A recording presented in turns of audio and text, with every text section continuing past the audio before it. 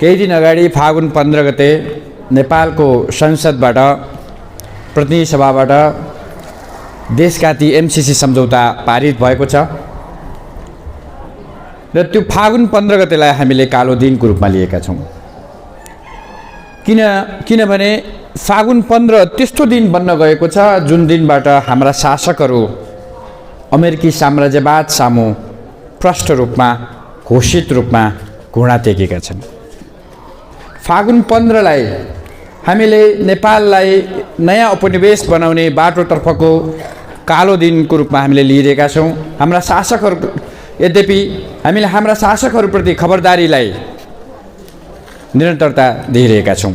अहिले पनि हामी भनिरहेका छौँ, अहिले पनि नेपाल मजदुर किसान पार्टीले एमसीसी सम्झौता खारेज गरिनुपर्छ भन्ने हामीले भनिआएका छौँ र त्यही आवाज बुलन्द गर्न आज हामी यस मध्यपुर क्षेत्रमा सभा र र्याली जुलुस लिएर आइपुगेका छौँ।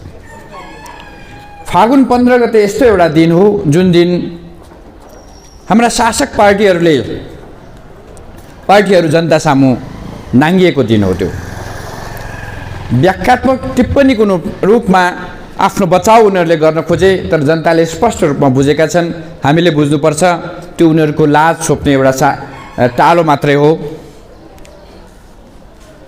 आफू नाङ्गै संसारमा हिँडिरहेको कुरा उनीहरूले व्याख्यात्मक टिप्पणीको नाममा आफ्नो लाज छोपिरहेको भन्ने कुरा उनीहरूले सोच्लान्, तर जनताले उनीहरू नाङ्गिएको कुरा प्रष्ट रूपमा देखिरहेको कुरा स्पष्ट छ।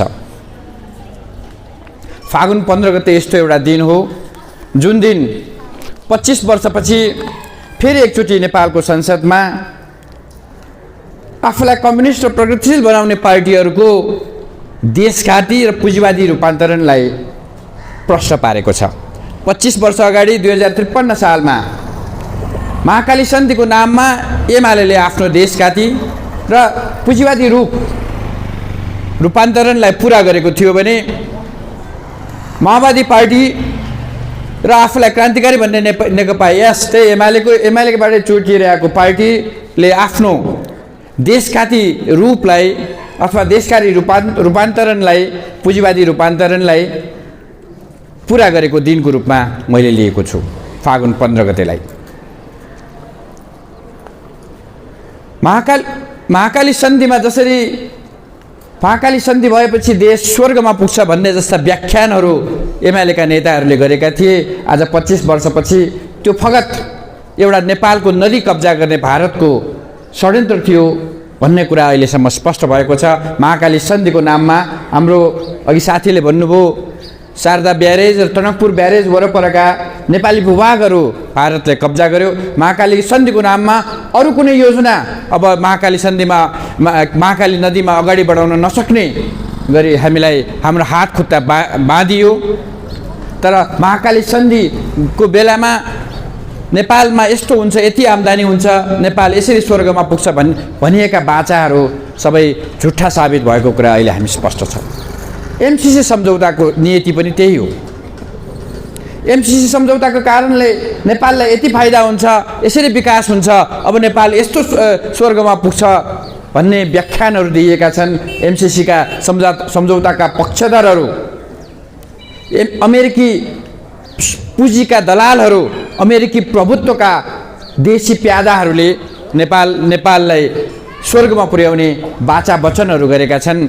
समयले देखाउनेछ ती सबै हामीलाई हाम्रो आँखा छोप्ने अथवा हामीलाई झुक्क्याउने बाचाहरू मात्र हुनेछन् भन्ने कुरा समयले प्रश्न पर्ने कुरा स्पष्ट छ। त्यसकारण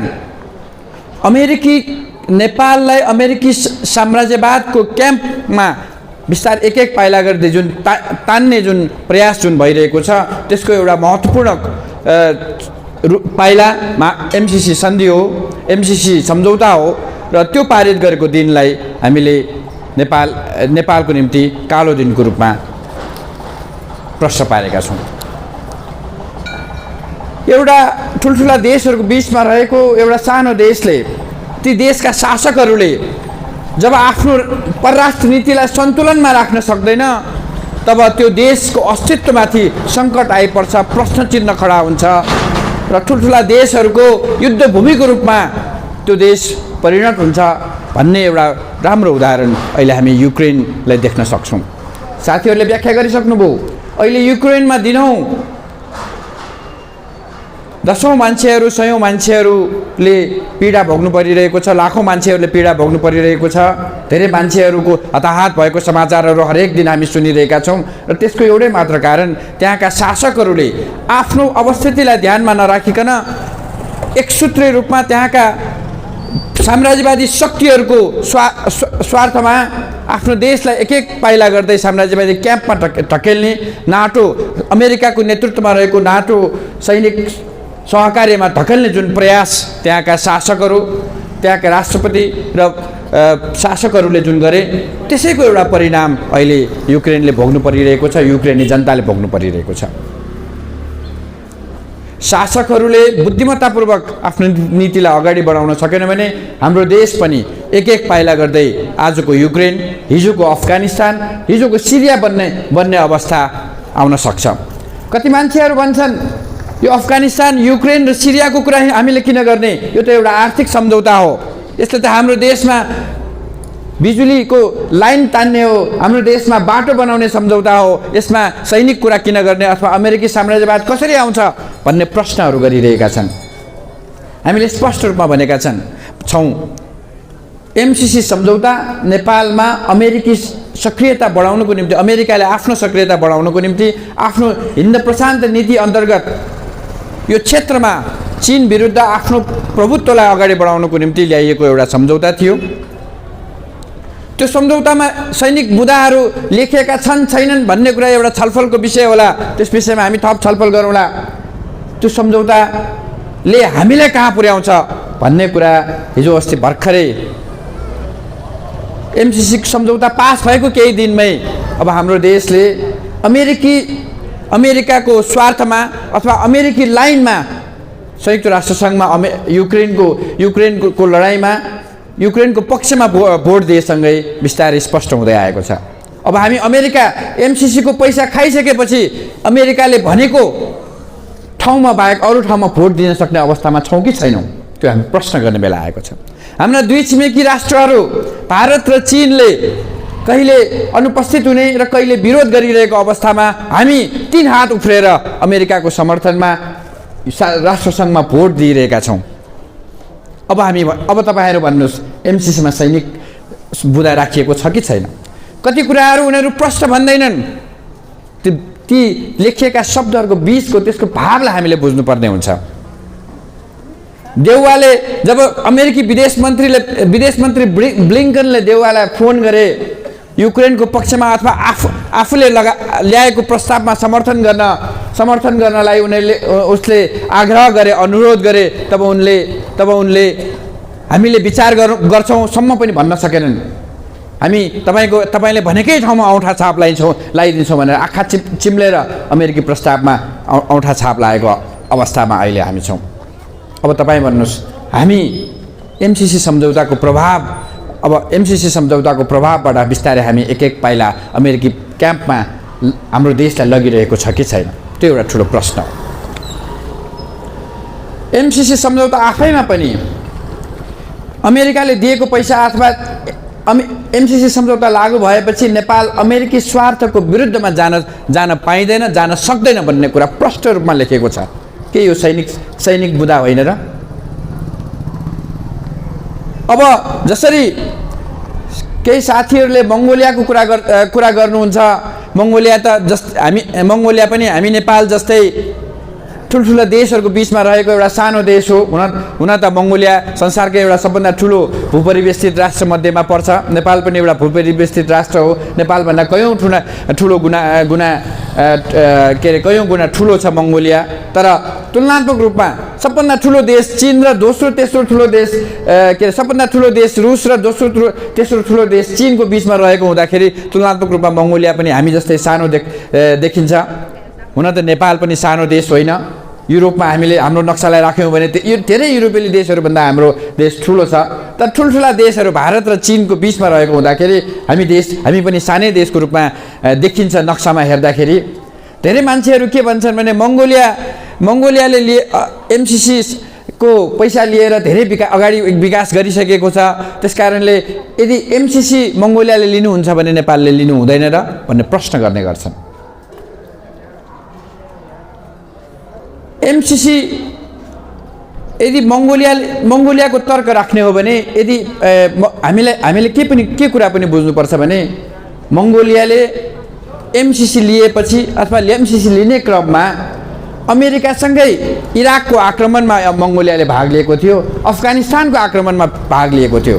के अब भोलि यदि अमेरिकाले रुसमा आक्रमण गर्छ, यदि अमेरिकाले अरू कुनै देशमा आक्रमण गर्छ भने हामीले पनि अब सेना पठाउने हो? त्यो प्रश्न एकदम गम्भीर रूपमा हामीले सोच्नुपर्छ। मङ्गोलियाको विषयमा हामीले बुझ्नुपर्छ, हामी जस्तै दुई ठुला देशहरूको बिचमा रहेको देश भएर पनि मङ्गोलियाको परराष्ट्र नीति हाम्रो जस्तो असंलग्न परराष्ट्र नीति होइन। धेरै समयसम्म मङ्गोलिया कुब्ला खाँको समयदेखि एउटा चीनको एउटा अभिन्न अङ्गको रूपमा रह्यो र केही 100 वर्ष अगाडि मात्रै त्यो रुसको प्रभावमा एउटा स्वतन्त्र गणतन्त्र रूपमा अगाडि आएको हो र त्यसपछि सोभियत सामाजिक साम्राज्यको अन्तर्गत एउटा अर्ध उपनिवेशको रूपमा मङ्गोलिया रहेको थियो। त्यसकारणले मङ्गोलियालाई सधैँ एउटा डर के रहन्छ भने चीनले फेरि पनि हामीलाई आफ्नो देशमा गाभ्ने हो कि अथवा रुसले फेरि पनि हामीलाई आफ्नो देशमा गाभ्ने हो कि भन्ने चिन्ता उसलाई सधैँ रहिरहन्छ। त्यो एउटा सामरिक अवस्थामा मङ्गोलिया छ। त्यसकारणले मङ्गोलियाको विदेश नीतिको प्रमुख बुदा भनेकै रुस र चीन बाहेक पनि तेस्रो छिमेकी खोज्ने भन्ने हो। उसको तेस्रो छिमेकी नीति नै उसको विदेश नीतिको प्रमुख खम्बा हो। त्यसकारणले तेस्रो छिमेकी नीतिको रूपमा रुस र चीनसँग मुकाबिला गर्नुपर्ने अवस्था आयो भने सहयोग गर्न सक्ने देशहरू भनेर उसले अमेरिका, जापान, युरोपेली सङ्घ जस्ता देशहरूसँग नजिकको सम्बन्ध राख्ने प्रयास उसले गरिरहेको छ र त्यसैको एउटा कडीको रूपमा त्यहाँ एमसीसी सम्झौता गएको हो। अब हाम्रा शासकहरूले पनि भन्न सक्नु पर्यो, हामी अब असंलग्न देश होइनौँ, हामी पनि तेस्रो छिमेकी देश खोज्न गइरहेका छौँ। नेपाललाई चीन र भारतबाट दुवैबाट खतरा छ, त्यसकारण अब हामी चीन तेस्रो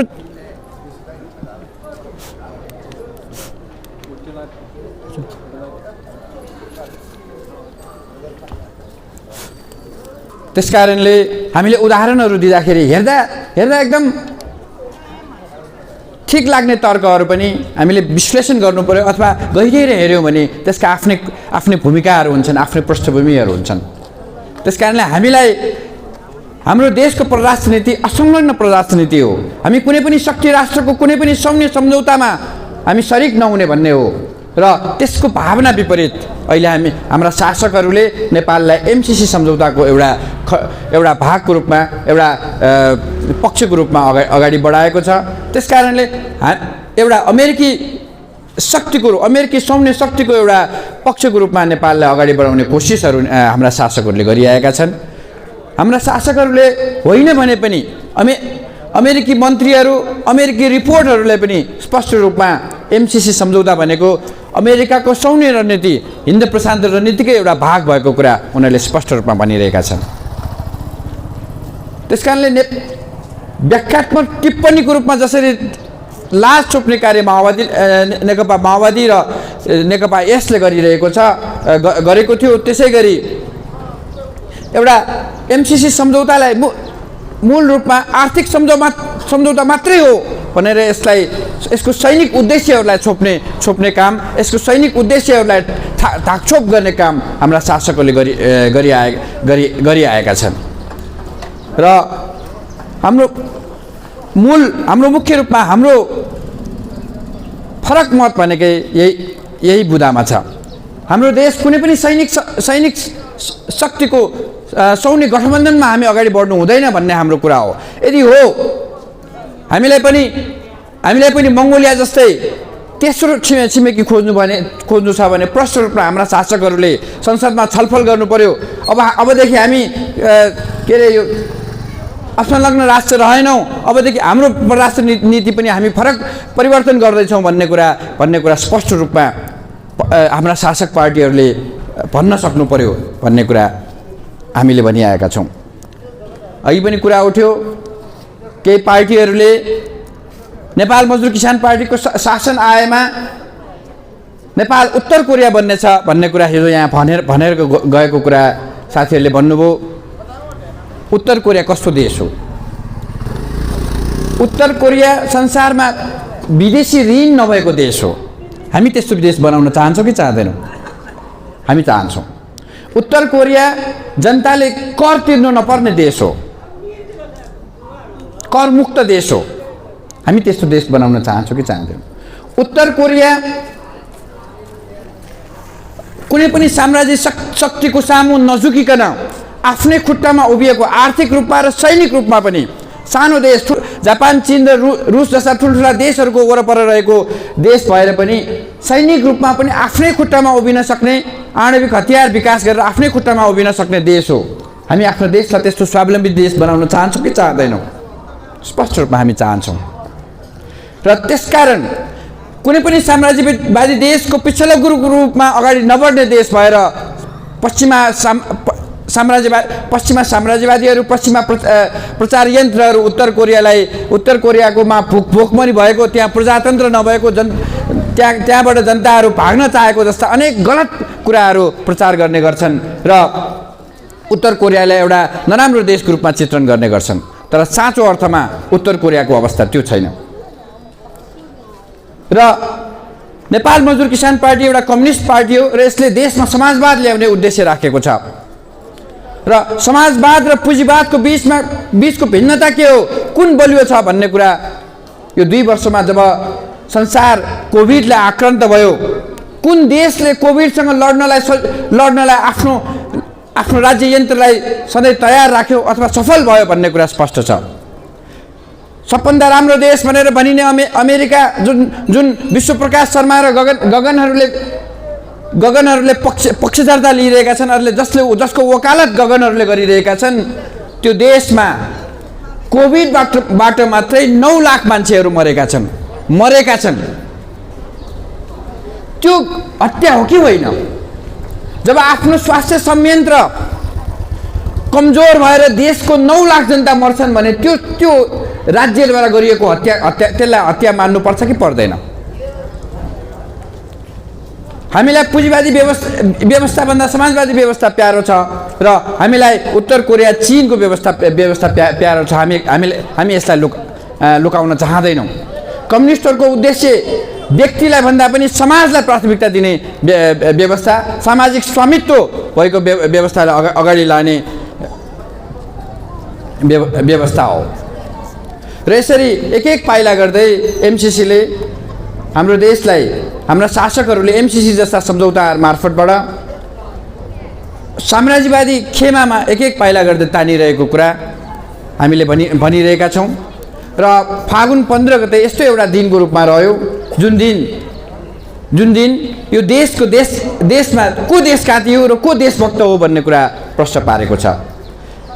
नेपाललाई साम्राज्यवादी स्वार्थको केन्द्रमा तान्ने जुन सम्झौता, एमसीसी सम्झौता पारित भयो, त्यसको विरुद्धमा 275 जना संसदमा जम्मा 3-4 जना सांसदहरूले बोल्ने साहस गरे।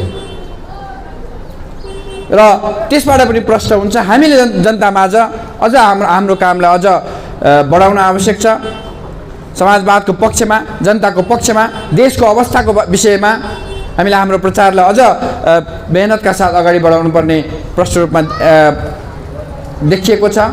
त्यसकारण सम्पूर्ण साथीहरूलाई एमसीसी विरुद्धको हाम्रो अभियानलाई अझ निरन्तरतापूर्वक अगाडि बढाउँ र सम्पूर्ण जनसमुदायलाई यो एमसीसीको विरुद्धमा हाम्रो आवाजलाई अझ बुलन्द गरौँ भन्ने आह्वान म गर्न चाहन्छु। र यति नै भन्दै बिदा हुन्छु। हस्, धन्यवाद।